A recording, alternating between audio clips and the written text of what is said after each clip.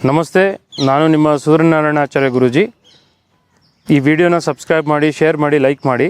ನಾನು ಈ ದಿನ ನಿಮಗೆ ತಿಳಿಸ್ಕೊಡ್ತಾ ಇರ್ತಕ್ಕಂಥದ್ದು ಅಮಿತ್ ಶಾ ಅವರ ಜಾತಕ ವಿಶ್ಲೇಷಣೆ ನೋಡ್ತಾ ಇದ್ದೀನಿ. ಸೊ ಅಮಿತ್ ಶಾ ಅವರ ಜಾತಕ ಯೋಗಗಳೇನಾಗಿದೆ, ಏನು ಯೋಗ ಆಯಿತು, ಯೋಗಗಳೇನು ಕಾರಣ ಆಗಿದೆ, ಇವರ ಜಾತಕದಲ್ಲಿ ಪೊಲಿಟಿಕಲ್ ಕರಿಯರ್ಲಿ ಪೊಲಿಟಿಕಲ್ ಸಕ್ಸಸ್ ಸಿಗೋದಕ್ಕೆ ಮೇಜರಾಗಿ ಕಾರಣಗಳೇನು, ಅಂಥ ಗ್ರಹಗಳೇನು, ಅಂಥ ಯೋಗಗಳೇನು, ನಾನು ಈ ದಿನ ನಿಮಗೆ ತಿಳಿಸ್ಕೊಡ್ತಾ ಇದ್ದೀನಿ. ನೋಡಿ, ಈ ಜಾತಕ ಬಂದು ಕನ್ಯಾ ಲಗ್ನದ ಜಾತಕ. ಕನ್ಯಾ ಲಗ್ನದಲ್ಲಿ ಏನಾಗ್ತಾ ಇದೆ ಅಂತ ಹೇಳಿದ್ರೆ, ಲಗ್ನಾಧಿಪತಿ ಸ್ವಯಂ ಬುಧ 2ನೇ ಮನೆಗೆ ಹೋಗಿದ್ದಾನೆ. ಬುಧ 2ನೇ ಮನೆಯಲ್ಲಿ ಹೋಗಿ ಕೂತಿದ್ದಾನೆ. ಅದೇನಾಗ್ತಿದೆ ಅಂತಂದರೆ 11ನೇ ಅಧಿಪತಿಯ ದೃಷ್ಟಿ ಕೂಡ ಬುಧನ ಮೇಲೆ ಬೀಳ್ತಾ ಇದೆ. ಅಂದರೆ 2ನೇ ಮನೆ ಲಗ್ನಾಧಿಪತಿ ಮೇಲೆ 11ನೇ ಮನೆ ಲಾಭಾಧಿಪತಿ ದೃಷ್ಟಿ ಬಿದ್ದರೆ ಎಲ್ಲ ರೀತಿ ಲಾಭ ಆಗುತ್ತೆ, ಎಲ್ಲ ರೀತಿ ಗೇನ್ಸ್ ಆಗುತ್ತೆ, ಎಲ್ಲ ರೀತಿ ಅನುಕೂಲ ಆಗುತ್ತೆ ಅಂತ ಶಾಸ್ತ್ರ ಹೇಳುತ್ತೆ. ಇದು ತುಂಬ ಸ್ಟ್ರಾಂಗ್ ಆಗಿದೆ ಯೋಗ. ಲಗ್ನಾಧಿಪತಿ ಮೇಲೆ 11ನೇ ಅಧಿಪತಿ ಧನಾಧಿಪತಿಯ ದೃಷ್ಟಿ ಬೀಳೋದು ಸಾಮಾನ್ಯವಾದ ಮಾತಲ್ಲ, ತುಂಬ ಒಳ್ಳೆಯದಿದು. ಅದು ಕೂಡ ಶುಭಗ್ರಹದ ದೃಷ್ಟಿ ಬೀಳ್ತಾ ಇದೆ. ಚಂದ್ರ ನೈಸರ್ಗಿಕವಾಗಿ ಶುಭಗ್ರಹ. ಸೊ ಇಲ್ಲೇನಾಗ್ತಾ ಇದೆ ಅಂತಂದರೆ ಒಳ್ಳೆ ಮಹಾಧನಿಯೋಗ ಸೃಷ್ಟಿ ಮಾಡ್ತಾ ಇದೆ ಜಾತಕದಲ್ಲಿ. ಅದ್ರ ಜೊತೆಗೆ ಸೂರ್ಯ ಏನಾಗಿದ್ದಾನೆ ಅಂತಂದರೆ, ಈ ಜಾತಕದಲ್ಲಿ ಸೂರ್ಯ 12ನೇ ಮನೆ ಅಧಿಪತಿ. ಸೂರ್ಯ 12ನೇ ಮನೆ ಅಧಿಪತಿಯಾಗಿ 2ನೇ ಮನೆಗೆ ಹೋಗಿ ಸೇರ್ಕೊಂಡಿದ್ದಾನೆ. ಅಂದರೆ ಬುಧನ ಜೊತೆ ಸೇರಿಕೊಂಡು ಬುಧಾದಿತ್ಯ ಮಹಾರಾಜ್ಯೋಗ ಅಂತ ಮಾಡ್ತಿದ್ದಾನೆ. ಇಲ್ಲಿ ಕೇಳ್ಬೋದು, ಗುರೂಜಿ ಸೂರ್ಯ ನೀಚ ಇದ್ದಾನೆ, ನೀಚ ಇದ್ರೆ ಇಲ್ಲಿ ಸೂರ್ಯ ಏನಾಗ್ತಾ ಇದೆ, ಸೂರ್ಯ ಯಾಕೆ ನೀಚ ಇದ್ರೂ ಕೂಡ ಪೊಲಿಟಿಕಲ್ ಸಕ್ಸಸ್ ಕರಿಯರ್ ಹೆಂಗೆ ಸಿಕ್ತು ಅಂತ ಅಂದರೆ, ಇಲ್ಲೊಂದು ಪವರ್ಫುಲ್ ಪರಿವರ್ತನಾ ರಾಜ್ಯೋಗ ಆಗಿದೆ.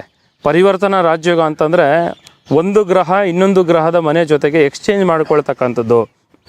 ಅಂತಂದರೆ ಇಲ್ಲೇನಾಗಿದೆ ಅಂತಂದರೆ, ಸೂರ್ಯ ಶುಕ್ರನ ಮನೆಗೆ ಹೋಗಿದ್ದಾನೆ. ಶುಕ್ರ 2ನೇ ಅಧಿಪತಿ ಶುಕ್ರ 12ಕ್ಕೆ ಹೋಗಿದ್ದಾನೆ.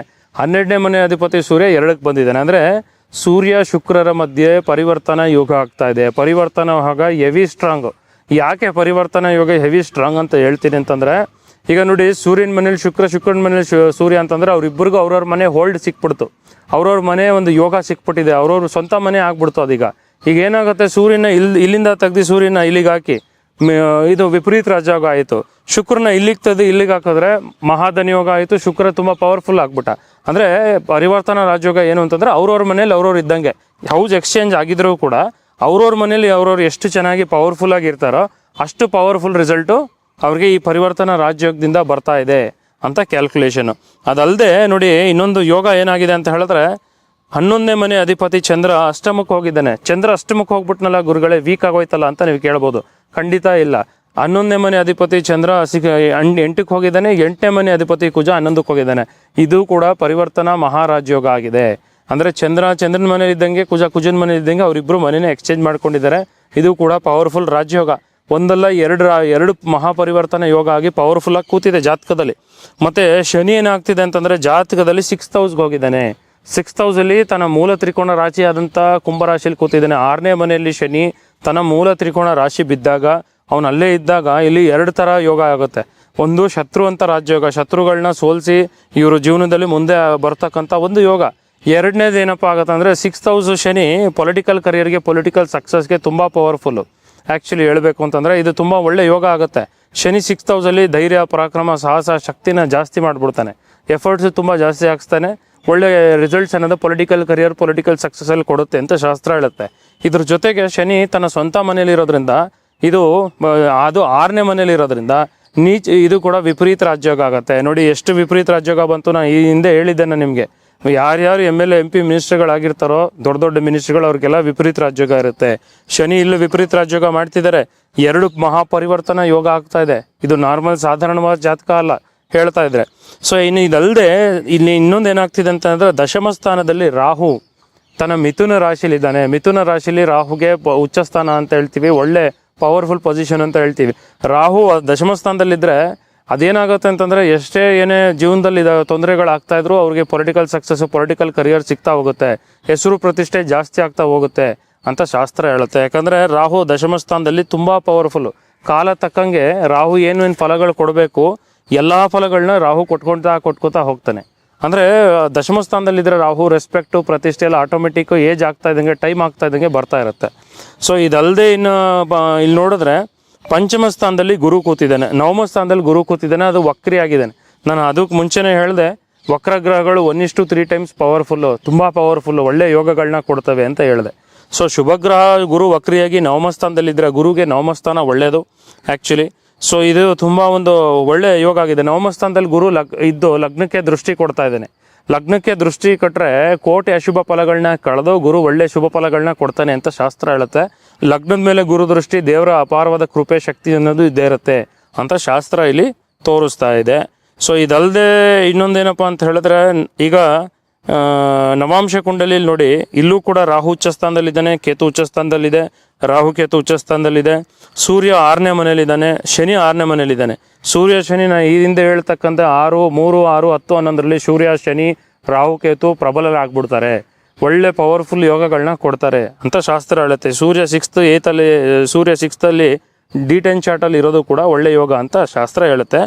ಅದಲ್ಲದೆ ನೋಡಿ, ದಶಾಂಶ ಕುಂಡಲಿಲಿ ಸೂರ್ಯ ದಶಮಾಧಿಪತಿ ಸೂರ್ಯ ಲಗ್ನಕ್ಕೆ ಹೋಗಿದ್ದಾನೆ. ದಶಮಾಧಿಪತಿ ಸೂರ್ಯ ಲಗ್ನಕ್ಕೆ ಹೋದಾಗ ಏನಾಗುತ್ತೆ, ಅವ್ರ ಇಂಟ್ರೆಸ್ಟ್ ತೋರಿಸ್ತಾ ಇದೆ. ಪೊಲಿಟಿಕಲ್ ಕರಿಯರ್ ಮೇಲೆ ಮೊದಲಿಂದ ಇತ್ತು, ಪೊಲಿಟಿಕ್ಸಲ್ಲೇ ಬೆಳಿಬೇಕು ಅಂತ ಅವ್ರು ತುಂಬ ಆಸೆ ಇತ್ತು, ಇಂಟ್ರೆಸ್ಟ್ ಇತ್ತು ಅಂತ ಶಾಸ್ತ್ರ ಹೇಳ್ತಾ ಇದೆ. ಸೊ ಇದೆಲ್ಲ ಅವರ ಜಾತಕದ ಒಂದು ಯೋಗಗಳಾಗತ್ತೆ. ಇದಲ್ಲದೆ ಇಲ್ಲಿ ಇನ್ನೊಂದೇನಾಗ್ತದೆ ಅಂತ ಹೇಳಿದ್ರೆ, ನವಾಂಶ ಕುಂಡಲಿಯಲ್ಲಿ ಕುಜ 10ನೇ ಮನೆಗೆ ಹೋಗಿದ್ದಾನೆ. ಕುಜ 10ನೇ ಮನೆಯಲ್ಲಿ ದಿಕ್ಬಲಿ ಆಗ್ತಾನೆ, ಪವರ್ ಸಿಗುತ್ತೆ ಅವನಿಗೆ. ಪೊಲಿಟಿಕಲ್ ಕರಿಯರ್ ಆಗಲಿ, ಅಡ್ಮಿನಿಸ್ಟ್ರೇಷನ್ ಆಗಲಿ, ಈ ಒಂದು ಎಲ್ಲ ರೀತಿ ಅಂತ ಜಾತಕ ತುಂಬ ಸಕ್ಸಸ್ನ ಹೊಂದುತ್ತಾರೆ. ಇವ್ರಿಗೆ ಎಲ್ಲ ರೀತಿ ಸಕ್ಸಸ್ ಸಿಗುತ್ತೆ ಅಂತ ಶಾಸ್ತ್ರ ಹೇಳುತ್ತೆ. ಇದಲ್ಲದೆ ಇನ್ನೊಂದೇನಪ್ಪ ಅಂತ ಹೇಳಿದ್ರೆ, ಇವರ ಜಾತಕದಲ್ಲಿ ಇಷ್ಟೊಂದು ಪವರ್ಫುಲ್ ಯೋಗಗಳು ಹೇಗೆ ಸೃಷ್ಟಿ ಆಯಿತು ಅಂತ ಹೇಳಿದ್ರೆ, ಲಗ್ನಾಧಿಪತಿ ಯಾವಾಗಲೂ ಧನಸ್ಥಾನಕ್ಕೆ ಹೋದಾಗ ಎಲ್ಲ ರೀತಿ ಲಾಭನೇ ಆಗುತ್ತೆ ಅವ್ರಿಗೆ.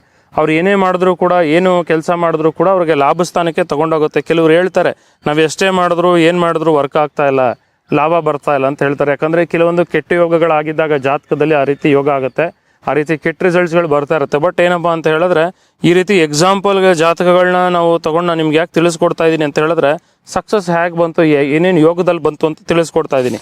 ಇದಲ್ಲದೆ ಇವ್ರಿಗೆ ಏನಾಗಿದೆ ಅಂತ ಹೇಳಿದ್ರೆ, ಬುಧ ಈ ಜಾತಕದಲ್ಲಿ ತುಂಬ ಪವರ್ಫುಲ್ ಆಗಿದ್ದಾನೆ. ಅದರಿಂದನೇ ಇವ್ರಿಗೆ ministry of current home minister ಆಗಿರ್ತಕ್ಕಂಥದ್ದು 2014ರಿಂದ ಹೋಮ್ ಮಿನಿಸ್ಟರ್ ಆಗಿರ್ತಕ್ಕಂಥದ್ದು ತುಂಬ ಸ್ಟ್ರಾಂಗ್ ಆಗಿ ಯೋಗ ಕಾಣ್ತಾ ಇದೆ.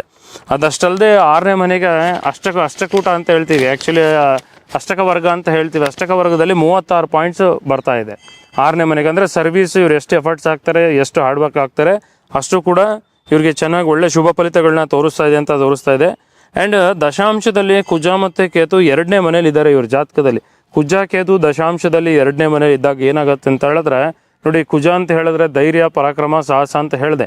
ಕೇತು ಸಾಹಸನ ಪರಾಕ್ರಮನ ಇನ್ಕ್ರೀಸ್ ಮಾಡಿಬಿಡ್ತಾನೆ. ಅಂತಂದರೆ ಇನ್ನೂ ಒಂದಕ್ಕಿಂತ 3 ಪಟ್ಟು ಇನ್ಕ್ರೀಸ್ ಆದಾಗ ಮನುಷ್ಯ ತನ್ನ ಸಕ್ಸಸ್ ಆಗೋದಕ್ಕೆ ಯಾವ ಒಂದು ಲೆವೆಲ್ ರಿಸ್ಕ್ ಆದ್ರೂ ತೊಗೋಬೋದು, ಏನು ಕಷ್ಟಪಟ್ಟು ಮೇಲೆ ಬರ್ತಾರೆ ಅನ್ನೋದಕ್ಕೆ ಇದೊಂದು ಉದಾಹರಣೆ ಜಾತಕ. ಸೊ ಇಲ್ಲೂ ಕೂಡ ಎಲ್ಲ ರೀತಿ ಯೋಗಗಳು ದಶಾಂಶ ಕುಂಡಲಿಯಲ್ಲಿ ಕೂಡ ಆಗ್ತಾ ಇದೆ. ಆ್ಯಂಡ್ ಚತುರ್ಥಾಧಿಪತಿ ಶನಿ 5ಮ ಸ್ಥಾನದಲ್ಲಿ ಬಂದು ಕೇಂದ್ರ ತ್ರಿಕೋಣ ರಾಜಯೋಗ ಮಾಡ್ತಾ ಇದ್ದಾರೆ. ಕೇಂದ್ರ ತ್ರಿಕೋಣ ರಾಜಯೋಗ ನೋಡಿ, ಕೇಂದ್ರದಲ್ಲಿರೋ ಗ್ರಹ ತ್ರಿಕೋಣದಲ್ಲಿರೋ ಗ್ರಹ ಕೇಂದ್ರದಲ್ಲಿ ಬಂದರೆ ಅತ್ಯುತ್ತಮವಾದ ಫಲಗಳು, ಅತ್ಯುತ್ತಮವಾದ ಲಾಭ ಸಿಗುತ್ತೆ. ಯಾಕೆ ಅಂತ ಹೇಳಿದ್ರೆ, ನಾವು ಈ ತ್ರಿಕೋಣ ಸ್ಥಾನನ ಲಕ್ಷ್ಮಿ ಅಂತ ಹೇಳ್ತೀವಿ, ಕೇಂದ್ರ ಸ್ಥಾನನ ವಿಷ್ಣು ಅಂತ ಹೇಳ್ತೀವಿ. ಲಕ್ಷ್ಮಿ ವಿಷ್ಣು ಸ್ಥಾನ ಇಬ್ಬರು ಎಕ್ಸ್ಚೇಂಜ್ ಆದಾಗ ಶುಭ ಫಲಗಳು ಸಿಗುತ್ತೆ. 6, 8, 12 ದುಸ್ಥಾನ ಅಂತ ಹೇಳ್ತೀವಿ, ಅಂದರೆ ಕೆಟ್ಟ ಮನೆ ಅಂತ ಹೇಳಿ. ಅದರಲ್ಲಿ ಎಕ್ಸ್ಚೇಂಜ್ ಆದರೆ ನೆಗೆಟಿವ್ ರಿಸಲ್ಟ್ಸ್ ಬರುತ್ತೆ. ಬಟ್ ಅಲ್ಲೂ ಪರಿವರ್ತನಾ ರಾಜಯೋಗ, ವಿಪರೀತ ರಾಜಯೋಗ ಬಹಳ ಪವರ್ಫುಲ್ಲು, ಬಹಳ ಶುಭ ಫಲಗಳು ಕೊಡುತ್ತೆ 6, 8, 12 ಆದರೂ ಕೂಡ. ಸೊ ಇದು ಇವರ ಜಾತಕದ ವಿಶ್ಲೇಷಣೆ. ಸೊ ಇನ್ನಷ್ಟು ವಿಷಯಗಳನ್ನ ತರ್ತೀನಿ. ಎಲ್ಲರಿಗೂ ಒಳ್ಳೆಯದಾಗಲಿ. ನಮಸ್ಕಾರ.